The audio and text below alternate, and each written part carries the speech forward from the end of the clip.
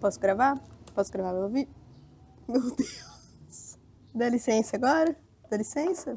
Você dá licença agora? É? Para de bater o rabo aí, menina. Sabe quando a gente era criança e a gente precisava criar brincadeiras do zero para poder brincar? Eu morei um tempo com meu pai, com meus avós na fazenda, e eu lembro que naquela época não tinha internet, não tinha computador acessível. Sabe o que eu fazia? Eu desenhava, eu lia, caçava alguma coisa para brincar, inventava alguma brincadeira, sei lá. Eu lidava com o tédio. E por falar em tédio, tangerina era uma coisa que, mexerica, né, na verdade, era uma coisa que me tirava um pouco a paciência e era uma coisa boa que me fazia lidar com a paciência, com o tédio, porque eu não consigo comer sem tirar o máximo possível desses negocinho branco, essas coisinhas assim. Tenho que dispor de um tempo e ter paciência ali, né? É um trabalho mesmo. E aí, na época que eu morava na fazenda, tinha minha prima que morava do lado da casa do meu pai e tinha um pé de mexerica na casa dela. E aí eu tinha dias que a gente passava, assim, boa parte da tarde comendo mexerica com sal. E aí era um experimento de paciência, porque né, eu não conseguia comer enquanto eu não limpava as benditas mexericas e queria tudo do meu jeito, já era um pouco sistemática e talvez controladora, sei lá. Mas enfim, era um exercício de paciência que eu tinha que lidar, tinha que aprender a lidar. Quando eu era criança, não tinha computador acessível, não tinha internet, eu tinha que ler, eu tinha que desenhar, eu tinha que criar brincadeiras. O tédio era a minha válvula de criatividade, era por causa do tédio que eu criava coisas novas, criava brincadeiras novas. E hoje em dia, tédio parece que é uma coisa mortal. A gente não pode ficar entediado, a gente não pode ter nada para fazer. A gente precisa constantemente estar fazendo alguma coisa, ocupando a nossa mente.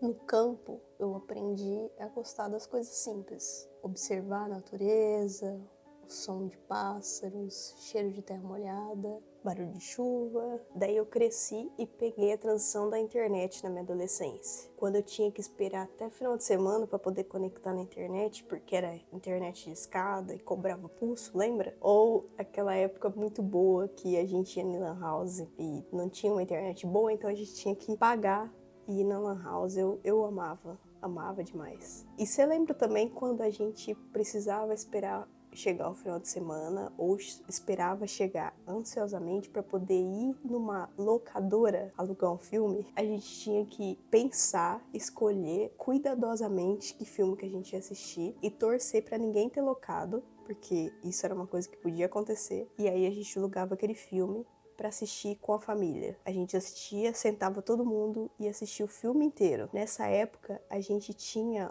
uma coisa que raramente acontece hoje. A gente tinha paciência.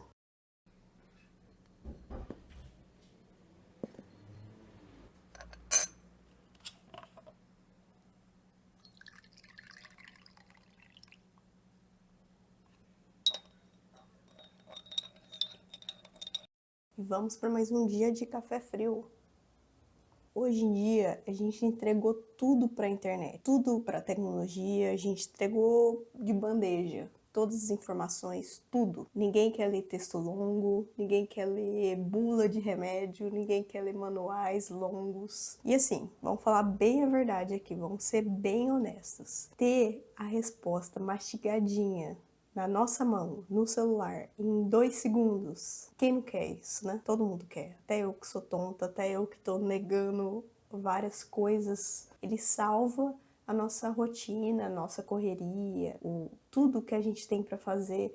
A nossa vida é muito tumultuada, então quando a gente tem alguma coisa rápido, que a gente não precisa gastar um tempo, todo mundo gosta. A inteligência artificial, ela chega prometendo cortar caminhos, né? Se a gente tem um processo longo de aprendizado de algum programa, algum livro, algum desafio, alguma brincadeira que seja, que a gente precise ler instruções, precise aprender, às vezes o processo de aprendizado do usuário, da pessoa, é muito longo e um pouco difícil.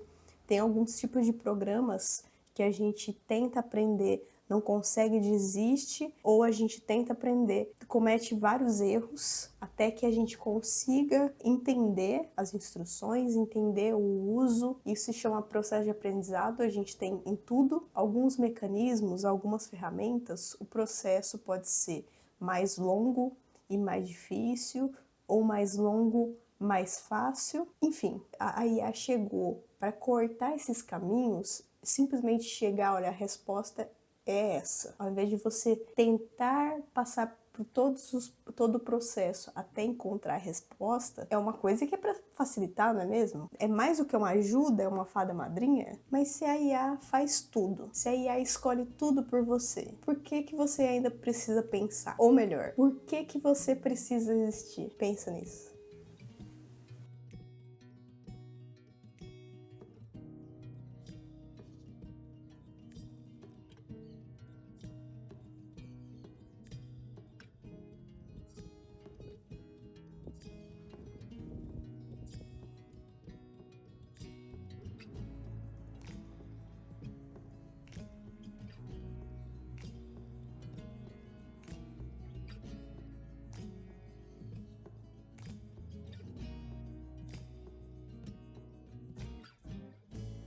O problema é que quando a gente tem muita escolha, quando a gente tem todas as possibilidades do mundo, a gente acaba não escolhendo nada. Já parou para perceber? Quando você entra na Netflix sem ter um filme na cabeça, você vai simplesmente para escolher algo. Você roda, scrolla o catálogo infinitamente. A maioria das vezes você se frustra, não escolhe nada e vai dormir. E entre ler um livro e ver um vídeo rápido, a gente vai pela opção mais rápida, menos dolorosa, que requer menos desgaste. E a gente acha que a IA é a nossa amiga, ela tá sempre do nosso lado, que o ChatGPT ele é nosso confidente de terapias, mas a verdade é que é 2026, a coisa tá louca, tá bizarro, tá tudo de ponta cabeça.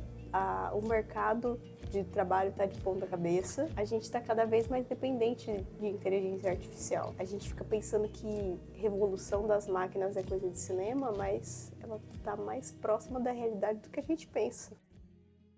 Eu vou contar uma coisa aqui para vocês. Me aconteceu muito quando eu estava buscando vagas de emprego na minha área de design. Toda vaga que eu via, ou até hoje, na verdade, pede conhecimento ou experiência com IA. Toda não, mas meio que 90% das vagas que eu procurava pedia experiência, conhecimento com ferramentas de IA. No começo, quando começaram essas ferramentas de IA, eu me animei pra caramba, né? Porque é uma coisa que ajuda a gente. Eu uso até hoje IA pra estudar e tudo mais. Mas logo virou uma coisa meio que obrigação, sabe? Não era mais uma sugestão para usar IA porque é legal, porque ajuda e tudo mais. Logo eu comecei a sentir que eu era obrigada a aprender sobre IA, até porque nas vagas de emprego estava pedindo. E aí eu comecei a ver um fenômeno acontecendo, que era empresas contratando pessoas que tinham experiência com IA, aí essa pessoa entrava, treinava a IA da empresa, depois que a IA da empresa estava treinada, essa pessoa era demitida. Não todos, mas muita gente passou por isso. Esse layoff que eu só vi acontecendo na época da pandemia. Comecei a ficar muito assustada com isso que está acontecendo. A pessoa entra para treinar o seu substituto, que no caso é IA. Não faz sentido.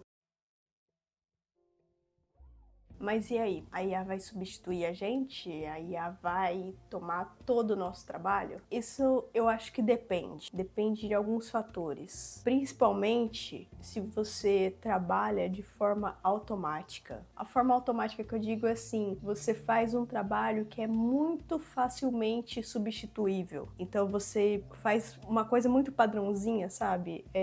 Bem assim, nada muito extraordinário, nada muito fora do normal, aí talvez sim a IA pode te substituir. Se você faz um trabalho diferenciado, se você é uma pessoa muito criativa, eu acho que a IA ela não tem essa coisa que a gente tem de entender o ser humano, de conseguir compreender, de conseguir usar nosso jeitinho, nossa coisa, principalmente nós brasileiros que tem esse jeitinho brasileiro de fazer as coisas, de entender, de agir, nossa empatia. Eu acho que a IA não vai conseguir fazer isso, porque a IA você precisa explicar as coisas. O prompt precisa ser muito bem elaborado, muito assim nos pequenos detalhes. Não é uma coisa que a pessoa chega, explica e ele já entendeu, a IA já entendeu e já vai conseguir reproduzir. Muitas vezes você pede uma coisa para ela e ela não entende o que você pede, ela faz uma outra coisa, ela faz diferente, aí você pede para ela mudar, ela não consegue mudar, ela muda de outra forma. É diferente você chegar, um cliente seu chegar, explicar o que ele quer e você interpretar aquilo, entender que o que é que realmente ele precisa, o que é que realmente ele quer, que ele acha que ele quer. Então são muitos detalhezinhos assim que eu acredito que a IA não vai pegar e nem precisa, porque ela não tem que ser o substituto, ela tem que ser uma ferramenta de auxílio, assim como as ferramentas, as máquinas no campo, que não substitui exatamente o trabalho humano, ela ajuda os lugares onde as pessoas pegavam no pesado e faziam aquele trabalho braçal. A ferramenta tá lá, a máquina tá lá, mas precisa de um operador, precisa de uma pessoa que entenda onde ela tem que ir, como ela tem que fazer, assim como a IA. Então eu acho que esse jeitinho nosso de fazer a coisa, ela não vai substituir. Mas se você tem uma função de trabalho que é muito padrão, muito só o essencial, talvez sim.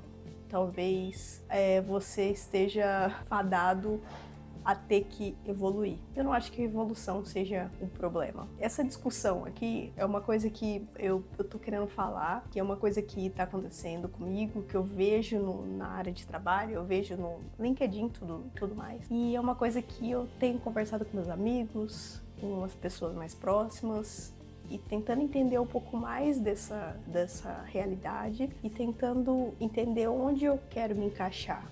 Porque eu acho que nós estamos passando por um processo de aprendizado. As empresas estão achando que a IA vai substituir tudo e elas estão investindo em massa nisso, só que vai ter esse processo de aprendizado delas entenderem que não é bem assim, que a IA é colaborativa, ela não é substitutiva. Mas eu quero saber o que você acha dessa discussão, qual a sua opinião sobre tudo isso, sobre IA, sobre a revolução das máquinas e tudo mais.